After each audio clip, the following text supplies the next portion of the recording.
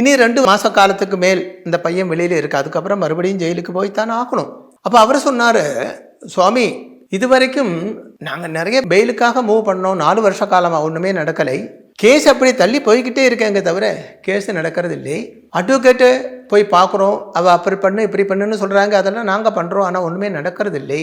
ஜட்ஜி அப்படியே கேஸு பார்த்துட்டு உடனே அடுத்த மாதத்துக்கு வைக்கிறாங்க. இப்படி போய்கிட்டே இருக்கு அப்படியெல்லாம் சொன்னாங்க. அப்போ நான் என்ன சொன்னேன் என்றால், நீங்கள் 2-3 விஷயங்கள் பண்ணணும். ஒன்று, பகலாமுகி மகாமந்திரம் 1,00,000 உரு ஜெபம் பண்ண வைக்கணும். ப்ளஸ் 10,000 உரு யாகம் செய்யணும். அப்போது லீகல் ப்ராப்ளத்தில் இருந்து இவன் வெளியிலே வரும். உங்களுடைய அட்வொகேட்டை நீங்கள் மாற்றிக்கோங்க. ஜட்ஜி ஆட்டோமேட்டிக்கலி மாறும். அது அந்த பொசிஷன் வரும்போது, டைம் வரும்போது அவங்க மாறுவாங்க. அட்வொகேட்டை நீங்களே மாற்றிக்கோங்க. இப்போ பிரச்சனை வச்சு பார்த்தா இப்போ உள்ள ஆள் உங்களுக்கு செட் ஆகாது, அதை மாற்றிக்கோங்க. சரி, அப்படி பண்ணுறேன் அப்படி அவங்க சொன்னாங்க. இந்த பூஜையெல்லாம் பண்ணி பையன் ரிலீஸ் ஆகிடுச்சு.